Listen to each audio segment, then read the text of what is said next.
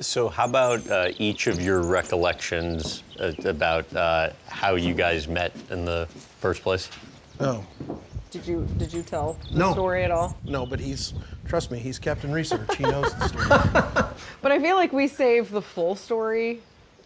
I don't know if have you ever really told the full story, like, to everyone? It's long, we won't bore you with all the detail. No, But, I mean, I saw him bond with my patient at work, and this patient that I had taken care of for 10 plus years felt like my own child, and could be a difficult patient to bond with. He's nonverbal, and and I watched him go in there and sing and swing from the chandelier with him and engage with him, and it was pretty awesome. Yeah, it was, the charity event we do, Big Slick, with Paul and Rudd and Jason Sudeikis and Rob Riggle and myself. And hugely successful. Very successful. They had asked me to become a host after I'd come a year as a guest. Best decision you ever made? Yeah, well, it really was. It really did turn out to be great in a lot of ways. It was Adam Scott and I, and Sia's song "Swing from a Chandelier" was playing, and we were, miming that and swinging, and then it went to commercial on his Pandora subscription, and the little guy, had a fit. And so as we're leaving the room, I was like, hey, can I get that guy a Pandora subscription? Because that's a tremendous amount of trauma to put someone through for $58 a year or whatever the subscription fee was. Let's just get him a subscription. And they were like, sure, no problem. And so we took a picture with the nurses and we left, and that was that.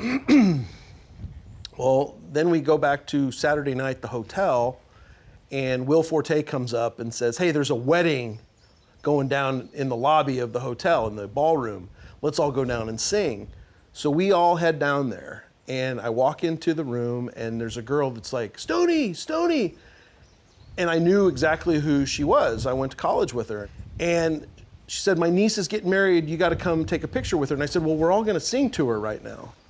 So we go in and we sing, and then the wedding party, they start spraying champagne and beer, and it gets crazy. And all of our family and friends are upstairs waiting for us for this barbecue. So we all trail out.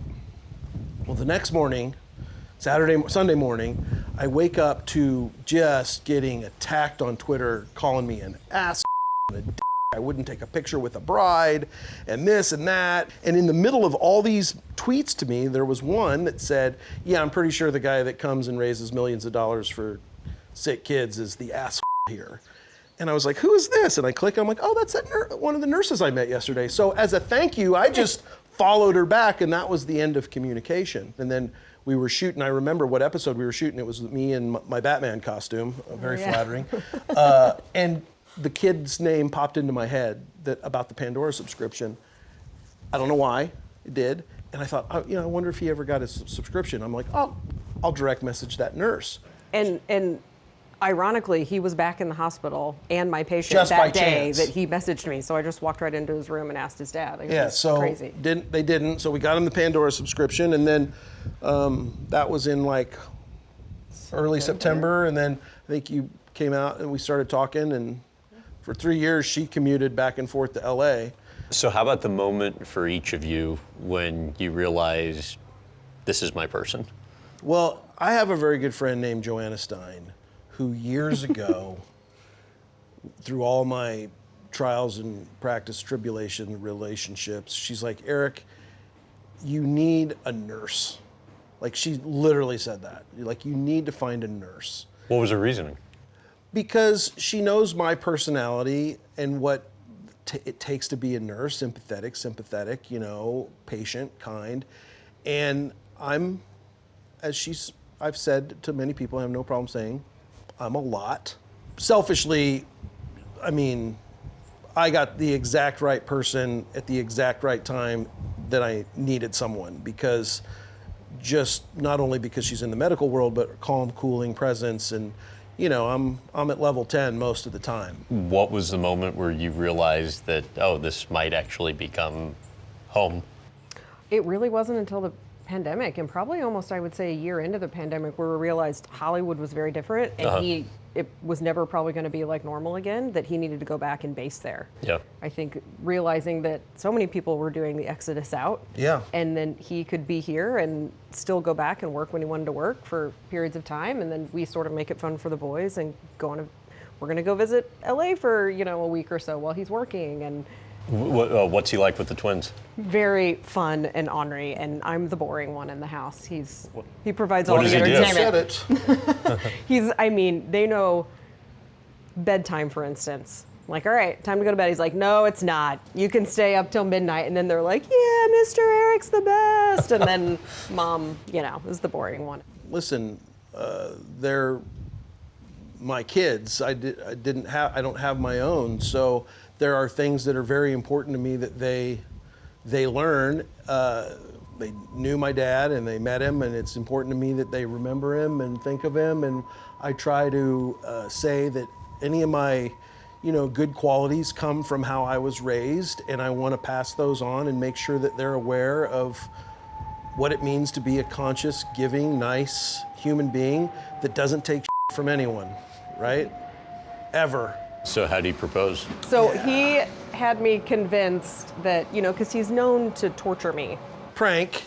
So he had me convinced that there was this, I don't remember what the company was, wanted to do an ad campaign with the two of us. They were interested in our dynamic and chemistry together to potentially partner for a brand and do like a national thing. Like, you see actors do with their spouses.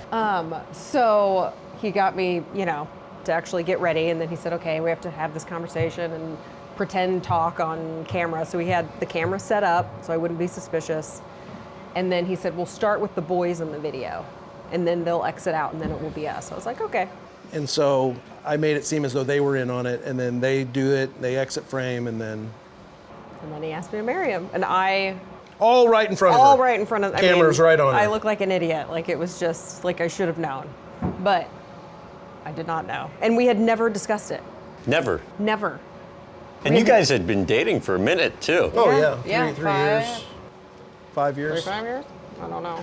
And then now the question is, my God, are you ever going to get married? Because I've been engaged for so long. And is the plan to still get married at the property?